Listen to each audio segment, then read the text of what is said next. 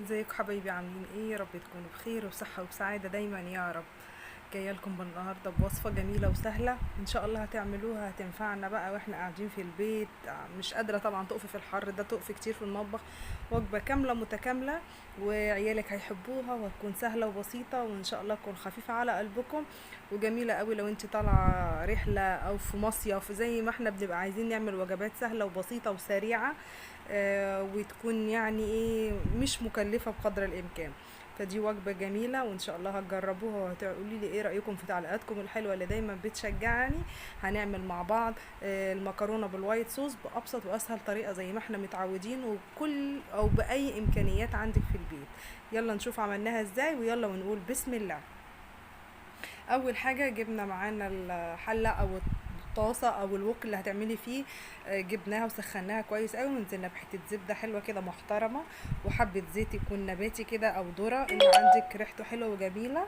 نزلنا بيه والسمنه معانا او الزبده ساحت.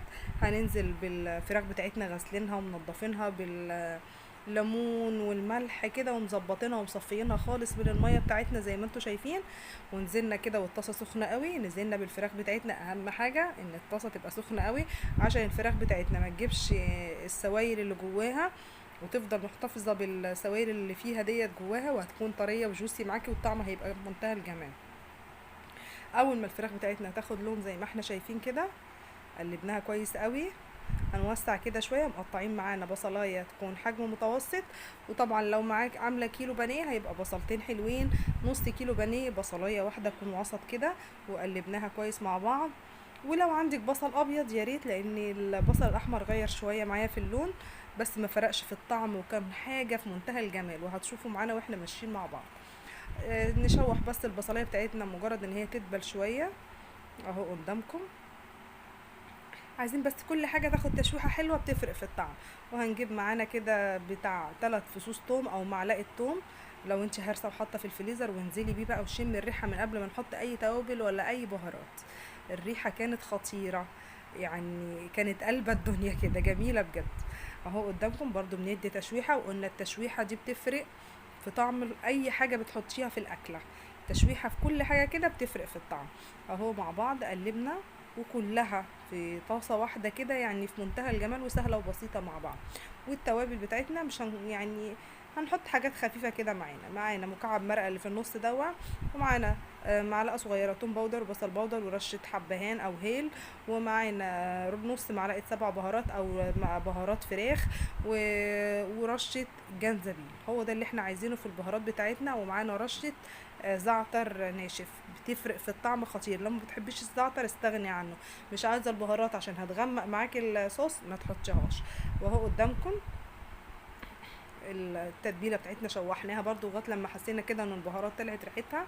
معانا معلقتين دقيق، وطبعا لو هتضعفي هتزودي الدقيق شويه.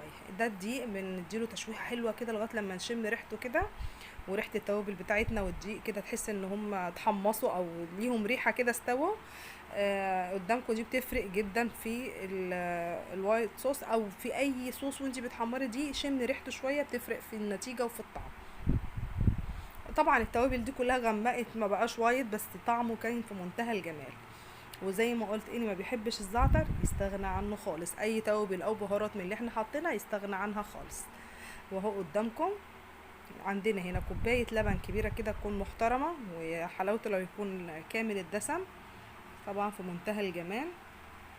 وهو قدامكم نزلنا بكوبايه لبن، والدقيق هيعمل هو العامل الرابط بتاع الصوص بتاعنا، اللي هيربط الصوص بتاعنا. زودنا حبة لبن كمان عشان كان قليل، وقلبناه. العروش ده طبعا الزعتر والتوابل الحلوة اللي عاملة يعني ريحة خطيرة. اي توابل زي ما ارجع واقول مش عاجباكي ما تحطيهاش. دقنا الصوص بتاعنا في منتهى الجمال، وملحه مظبوط. في الوقت ده كنا حاطين المية على النار للمكرونة عشان نسلقها كده. خلاص الصوص بتاعنا دخل خلاص في التسوية بتاعتنا. في تركات بسيطة بقى اللي هنحطها مع بعض. هنحط مع بعض الكريمة اللباني، ما عندكيش بديلها وعملناها مع بعض قبل كده في وصفة بديل الكريمة اللباني، ان احنا هنحط قشطة بلدي عندك كده حبة حلوين من على وش اللبن، وهننزل بيها. عندنا كريمة لباني والحمد لله. هننزل بربع كوبايه او نص كوبايه مع بعض كده على الصوص بتاعنا زي ما انتوا شايفين. طبعا بتودي الطعم في حته تانية. وقلتلك القشطه في منتهى الجمال برضو، عندك يعني او ما عندكيش دي بتعوض ديت في منتهى الجمال اهي، وبتخلي الصوص بتاعك طعمه في منتهى الجمال. هنقلبها. وعندنا بقى ميكس جبن، عندنا جبنه موتزاريلا، عايز تكفي بيها زي ما هي كده كفايه قوي، طعمها في منتهى الجمال. هنركن بقى خلاص، هيتكتك كده زي ما بنقول. هنركنه على جنب، مش هنحط جبن خالص دلوقتي غير عند التقديم. هنسلق المكرونه بتاعتنا. احنا هنا عندنا مكرونه شرايط، عندك مكرونه سباكيتي، انا كان عندي دي ودي. عندك مكرونه شرايط، عندك سباكيتي، عندك اقلام، عندك اي نوع مكرونه نفسك تاكليها، فيونكات، اي حاجه من اللي نفسك فيها وموجوده عندك اعمليها. سلقنا المكرونه في الميه بتاعتنا المغليه، وطبعا احنا عارفين المكرونه هتنزل لوحدها وهتتسلق باذن الله. زودنا الميه بتاعتها واديناها تقليبه حلوه كده عشان تفلفل. وطبعا نوع المكرونه بيفرق في التسويه، في مكرونه بتاخد 7 دقايق وفي مكرونه بتاخد 10 دقايق، واحنا مش عايزينها تبقى مستويه قوي، تبقى معجنه. وهو قدامكم. واحلى تسويه انك تدي المكرونه على نار هاديه. الخطوه دي بقى نسيت اصورها لكم. حطينا الصوص بتاعنا على المكرونه وقلبناه كويس قوي. وهو قدامكم. عندك بقى حبه بقدونس، حبه شبت، حبه كزبره خضراء. انا ما كانش عندي فعملنا كده فلفل اخضر، بتفرق في الطعم قوي لو عندك اي حاجه خضراء في منتهى الجمال. ووجبه موفره وكامله متكامله من كل حاجه، بروتين ونشويات ولبن وكل حاجه مغذيه لاولادنا فيها. وهتعمليها بابسط واسهل طريقه، واهم حاجه ان مش هيبقى فيه مواعين كتير. ويا رب دايما اكون عند حسن ظنكم. وما تنسونيش باحلى حاجه منكم الدعوه، واللي ما اشتركش ينزل يشترك ويفعل الجرس عشان يوصل لك كل جديد. والسلام عليكم ورحمه الله وبركاته.